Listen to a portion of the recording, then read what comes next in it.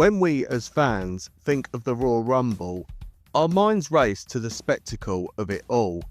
Superstars battling for their ticket to WrestleMania, surprise entrances that make fans erupt, among other things.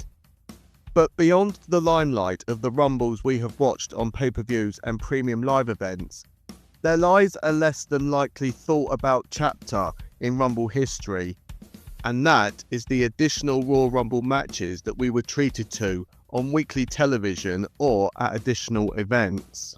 And while these outsiders of Royal Rumble matches may or may not have carried the same excitement and unpredictability as their pay-per-view/premium live event counterparts, I still have a certain amount of fondness to watch them, as they are more or less considered a bonus treat for us to enjoy, even if the bout as a whole wasn't a fond watch.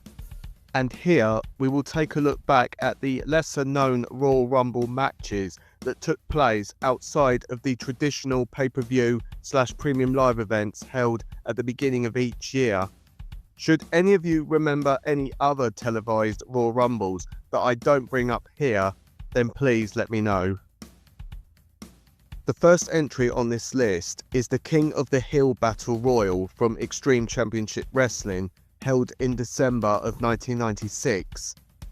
While yes, this match occurred way before WWE's acquisition of ECW, I still feel in today's standards that this should get a mention. Featuring 20 competitors, the match introduced some additional rules, those being that tag teams were allowed to enter together and eliminations could occur via pinfall or submission, as well as the traditional over-the-top rope method.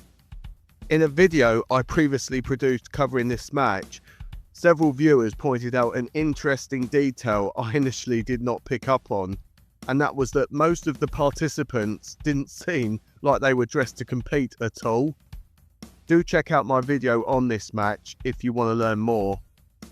Sabu, who began the match at the number 1 spot, claimed victory after last eliminating Brian Lee, who had entered at number 10. This match kind of stands out, and in a way fans can look back and say that ECW did host their own version of the Royal Rumble. If you feel this match is something to check out, I leave that decision to you. On the June 15, 1998 edition of Raw, saw fans treated to a tag team Royal Rumble. Instead of singles competitors, tag teams entered the match together, fighting for the chance to become the number 1 contenders to the WWF tag team titles. While there have been regular battle royals that featured tag teams, I believe this is the only Royal Rumble styled match in WWE that involved tag teams rather than solo entrants. When it came to eliminations, once one member of a team got eliminated, then the other one would then be forced to leave the ring. Teams that were involved in this Rumble included the Legion of Doom, the Headbangers, among others. And in the end, the duo of Kane and Mankind, who started the match from the number 2 spot, were the ones who eventually stood tall by last eliminating the team of Too Cold Scorpio and Terry Funk, thus securing their shot at the tag team titles. We turn our attention now to the corporate Royal Rumble from Raw's January 11th, 1999 episode. This one was put together to determine which member of either the Corporation or D-Generation X would earn the number 30 entry spot in the 1999 Royal Rumble match. Members of the Corporation dominated the early part of the bout, and once guys from DX came down, it became more fair play. Just when it seemed Mr. McMahon had outlasted everyone, Chyna made a surprise entrance as the final participant for DX.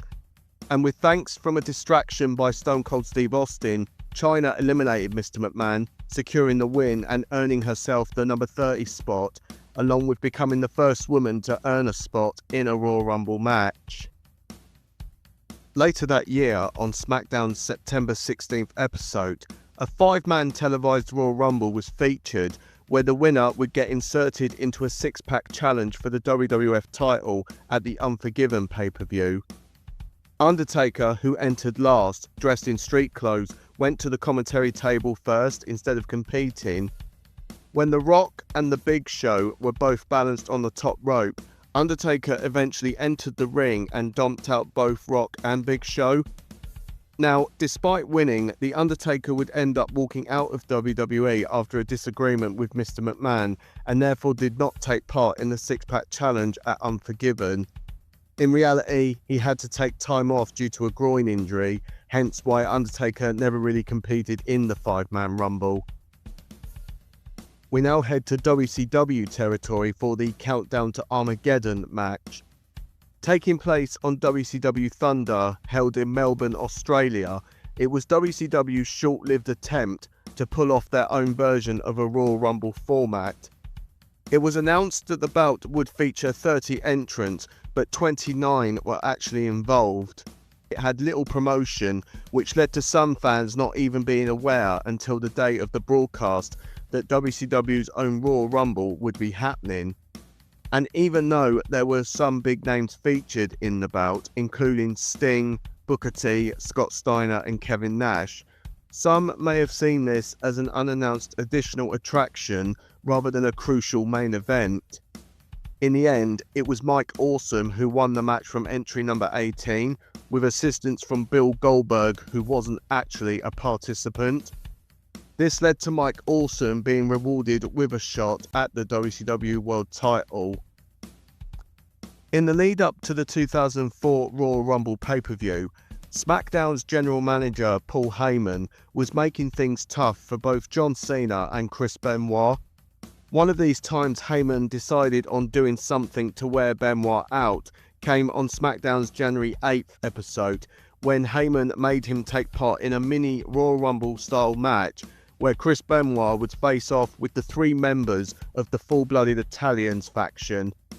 This Rumble would clearly not be every man for himself, as while Heyman kept every one of the FBI members entering one at a time, the odds were heavily tilted as Heyman hoped to make it harder for Benoit, but it completely backfired as one by one, all three members of the FBI would get tossed over the top rope, leaving Chris Benoit victorious, which Heyman appeared impressed, but I'm sure he was actually annoyed that Benoit came out on top. So on to the SmackDown Royal Rumble held on January 29th, 2004. Firstly, of all the matches on this list, this one is my favourite, though the real letdown of this match was the commercial breaks. And as a result of those, it led to some competitors entering the match during a break, along with some being eliminated off-screen. Following the 2004 Royal Rumble, which was won by Chris Benoit, who had jumped over to Raw, Paul Heyman announced a SmackDown Royal Rumble, given that the Blue brand had no real direction towards the road to WrestleMania. This television-exclusive Rumble featured 15 entrants, with the winner getting to challenge Brock Lesnar for the WWE title at the No Way Out pay-per-view. Featured in the match included Kurt Angle, John Cena, The Big Show, among others.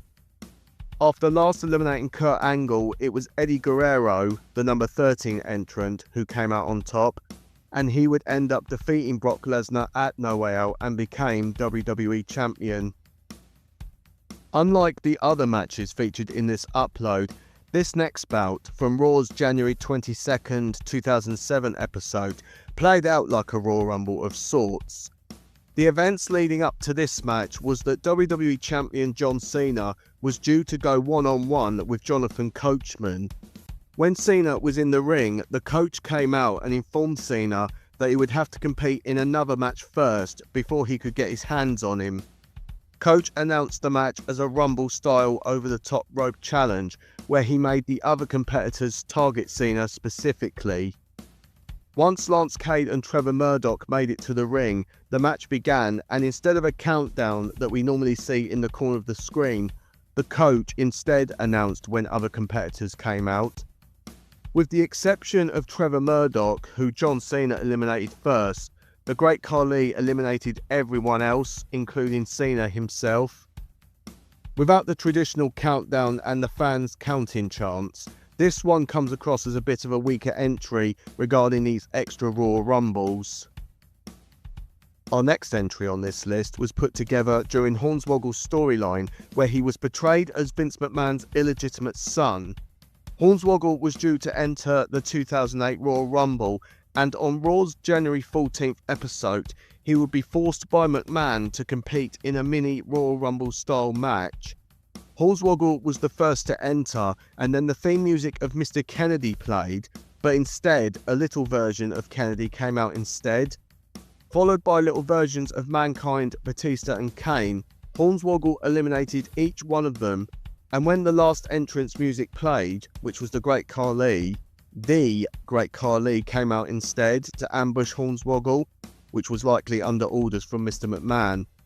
This led to Finlay running down to ambush Khali, who retreated. Now, some sources claim this match ended in a no contest, whereas others say Hornswoggle indeed won the match, despite the bell not sounding at the end, and no announcement was made either. Moving on now to SmackDown's January 28, 2011 edition, where it featured a segment where Alberto Del Rio hosted what he called a Royal Rumble exhibition match. As the 2011 Royal Rumble match was to feature 40 participants, instead of the usual 30, Del Rio wanted to demonstrate what he intended to do in the Rumble. He claimed to have bought 39 jobbers to face him in this exhibition match. So what happened was Del Rio started the segment, or match if you class this as one. He would start off against someone called Seth Allen, and once he was eliminated, another jobber named Mike Stevens entered next. Then, to Del Rio's surprise, Kane decided to show up, someone Del Rio clearly didn't invite to the exhibition. The Big Red Machine went to work on Del Rio as Kofi Kingston then came down, and he would end up tossing both Del Rio and Kane over the top rope. And like the mini Royal Rumble in 2008, this match/exhibition had different opinions on if this one was a no contest or that Kofi Kingston had indeed won. But of course, it's up to you. Our attention turns over now to the Raw Royal Rumble, held on the Raw episode following the 2011 Rumble pay-per-view. Similar scenario to the SmackDown Rumble in 2004, the Raw brand had no proper direction for the road to WrestleMania, as SmackDown's Alberto Del Rio won the 2011 Raw Rumble. With this televised bout, there was stipulations in place for both the winner and the losers. The winner would challenge The Miz for the WWE Championship at the Elimination Chamber pay-per-view, while the 6 losers would end up having to face off with one another inside the Elimination Chamber at the namesake pay-per-view, with the winner of that earning a WWE title shot at WrestleMania 27. With help from John Cena, who had already been eliminated, it was Jerry the King Lawler who would end up last eliminating Sheamus and earning himself a WWE title shot against The Miz, leaving Cena, Sheamus and the others destined for the Elimination Chamber. Our last one we now come to is the greatest Royal Rumble match from 2018. This is the only Rumble on this video that took place at a premium live event rather than on TV like all the others. This was also the first premium live event that the WWE held in Saudi Arabia, and this Rumble featured the most participants with 50 entrants taking part. This Rumble has become famous because it featured probably one of the greatest botches ever. Titus O'Neil entered at number 39, and as he approached the ring, he slipped and ended up sliding under the ring, which fans still enjoy looking back at today. This 50-man Royal Rumble match would be won by Raw's Braun Strowman. Strowman was awarded a trophy along with a Greatest Royal Rumble Championship belt, which Braun would not show up on TV with following the event, and we never saw the title again as well. And that concludes our look at the bonus Royal Rumble matches we got to see. At the beginning of this video, I felt those looked at all deserve some recognition in some form of capacity. What would you guys say regarding these additional Royal Rumbles? Do you feel they deserve to be remembered a lot more? Or would you rather think otherwise?